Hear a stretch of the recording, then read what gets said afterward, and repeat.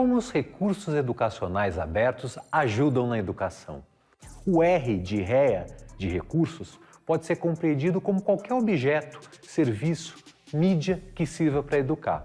Pode ser um mapa, um jogo, uma foto, um filme, uma série, um material didático, enfim, há milhões de opções. A internet hoje é um tipo de distopia. Quando passou a ser acessada pelo público, lá no começo da década de 1990, se apresentava como uma promessa de acesso democrático à informação, uma biblioteca mundial gratuita. Hoje não podemos passar em branco por um certo domínio e monopólio comercial da rede, além de muita informação inútil. Mesmo assim, o potencial educativo da internet ainda é grande.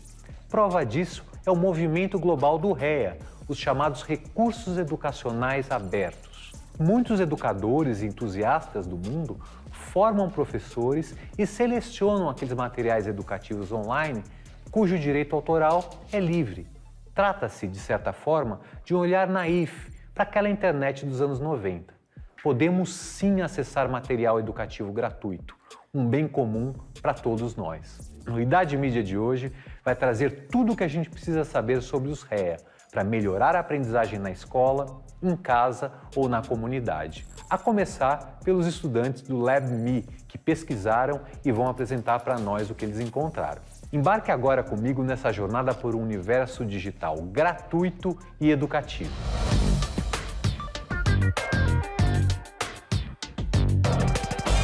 Como usar um REA em casa ou na comunidade? Me passaram muitas coisas pela cabeça. Confesso que quando eu li o tema a primeira vez, eu pensei que era uma coisa super complexa. E aí, quando eu fui pesquisar, eu vi que era uma coisa mais corriqueira do que eu imaginava. Então, por exemplo, a minha mãe usa muito esses sites de receita para poder fazer alguma coisa aqui em casa. E existem muitos sites de receita que são colaborativos, né? As pessoas vão colocando as receitas, uma vai mexendo na receita do outro. Então, acho que é uma coisa que já está muito presente, assim, nas famílias, só que as pessoas não sabem o que é. Eu fiquei pensando muito como seria se nós, né, estudantes do ensino superior, soubéssemos do REA.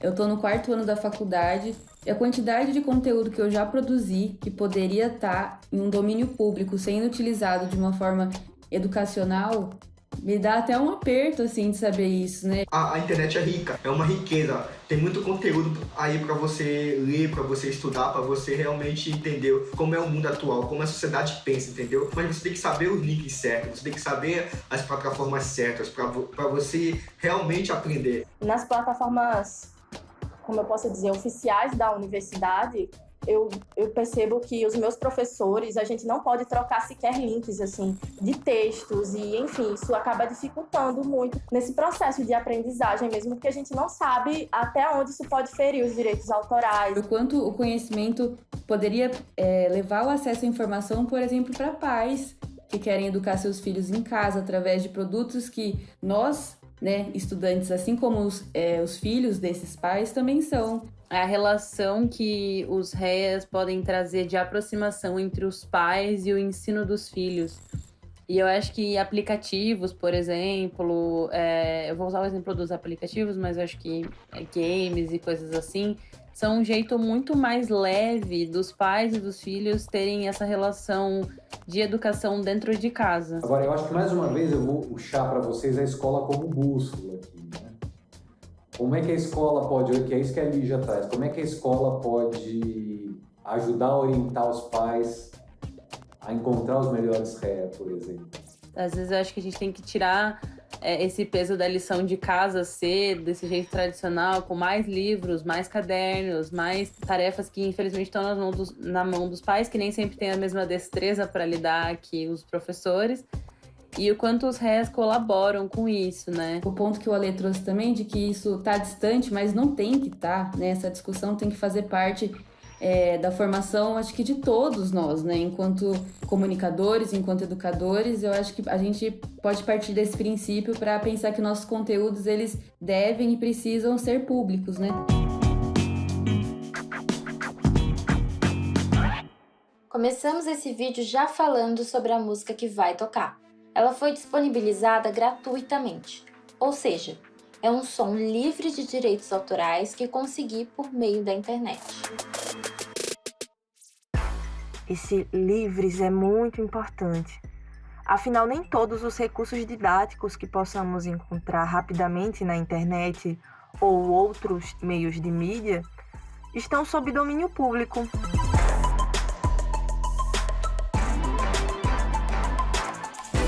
Os REAs contribuem para uma transformação fundamental na educação. Está no momento em que eu consigo falar sobre educação usando recursos disponibilizados gratuitamente e que estão em domínio público na internet ou fora dela. De modo colaborativo, o desenvolvimento desses caracteriza uma relação segura, tanto sobre os dados dos usuários, já que não tem fins lucrativos, e respeito aos seus autores, dando seus devidos créditos de criação. Esses materiais podem ser adaptados a um contexto regional, compartilhados na rede e remixados para outros professores e alunos em situações diversas.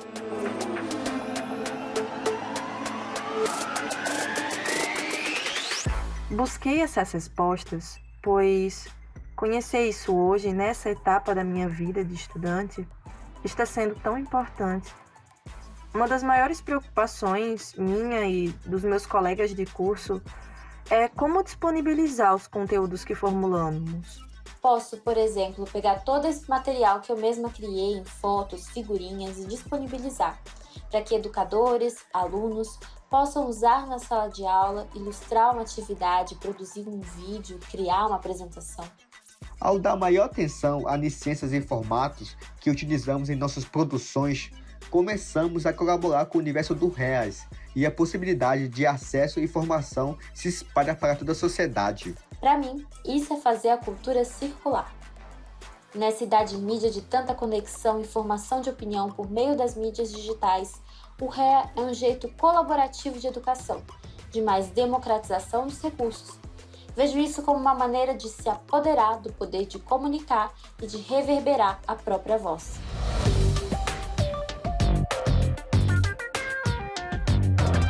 Bom, agora a gente vai ver se a internet volta até aquela aura inicial dela de um otimismo, de um espaço democrático e aberto para a gente utilizar, inclusive para a educação, e fugir um pouco dessas críticas que ela vive recebendo. Para isso eu recebo aqui no estúdio do Idade Mídia a professora Liliane Costa, da Rede Estadual de Educação aqui de São Paulo, também diretora do Centro de Inovação da Secretaria de Estado de Educação de São Paulo. Liliane, super obrigado, viu, por ter vindo ao Idade Mídia. A gente está feliz com a sua presença aqui. Obrigada pelo convite. Muito feliz de estar aqui com vocês. Obrigado. O que você considera uma educação aberta nesse mundo digital que a gente vive e qual a importância dos REA? Eu acho que mais do que nunca a educação aberta ela é fundamental, principalmente hoje nesse período que estamos passando da pandemia, e a gente precisa então distribuir esse material com uma segurança jurídica. Então a gente precisa pensar na educação aberta para que a gente tenha materiais bacanas que possam ser disponibilizados e remixados. E eles servem tanto para as secretarias, quanto para os professores, para os alunos, para que a gente tenha material bacana, um material acessível, um material flexível e que se adeque às diferentes realidades, às diferentes situações da prática do professor. Falou em prática, professora Eliane, e a gente vai agora, na prática, conhecer uma experiência em Santa Maria, no Rio Grande do Sul, que utiliza a REA justamente para a formação de professores. Idade Mídia na prática.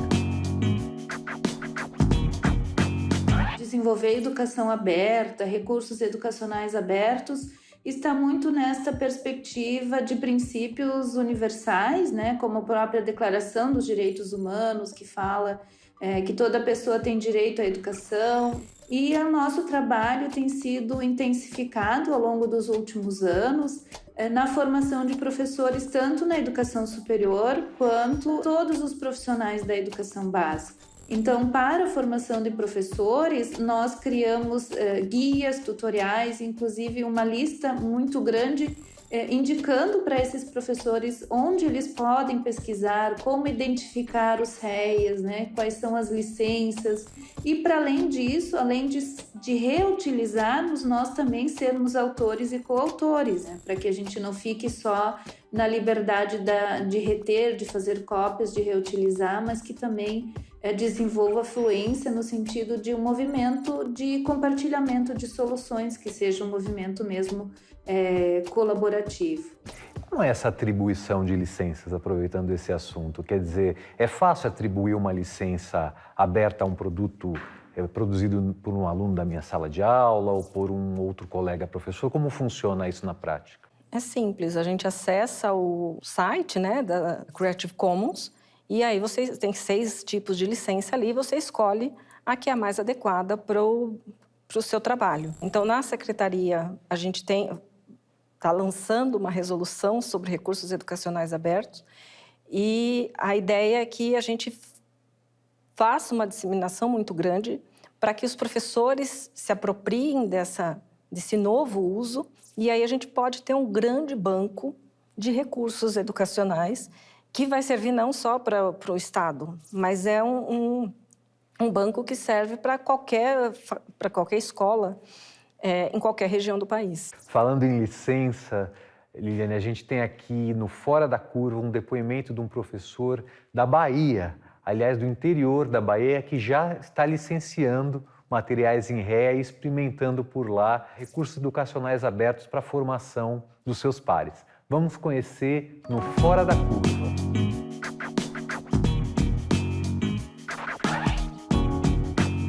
Sim, eu acredito que o movimento pelos recursos educacionais abertos, ele tem um caráter global por pelo menos 3 motivos. O primeiro deles é de que a premissa fundamental do movimento, uma educação de qualidade, equitativa e inclusiva, ela não está geograficamente restrita, ela é necessária e indispensável em todos os países do mundo, mesmo que em diferentes proporções.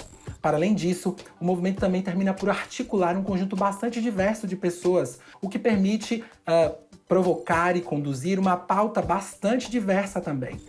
E, por fim, eu vejo dentro do movimento um caráter de formação de lideranças, de pessoas que sejam capazes de representar o movimento REA, de compreender de educação aberta e atuar nos seus diferentes espaços. E quais são os desafios para que os recursos educacionais abertos se tornem mais populares, para que essa cultura, de fato, esteja mais presente no dia a dia da escola, da família e da comunidade? Você prevê algumas etapas aí que a gente tem que passar?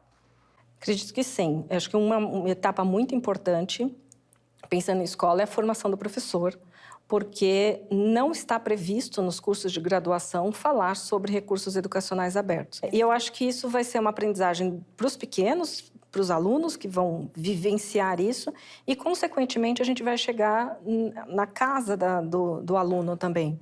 E esse aluno vai modificar também a prática dos pais, que aí também vão pensar como é que eu vou fazer um vídeo de aniversário pro filho, para um amigo, e aí eu vou pensar como é que tipo de música eu posso colocar? Posso colocar qualquer uma? Não, as músicas têm direitos autorais. Então eu acho que vai ser uma mudança cultural mesmo. Professora Liliane, muito obrigado pela sua presença no Idade Mídia. A gente adorou ter você aqui.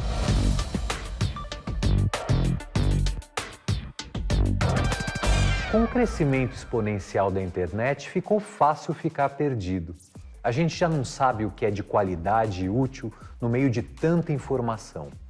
A questão central dos recursos educacionais abertos é a curadoria. Como encontrar o REA adequado para o que eu preciso nas minhas atividades? Por isso é importante compartilhar nos grupos de educadores, de pais, de pessoas da comunidade, aquele material que você utilizou e aprovou.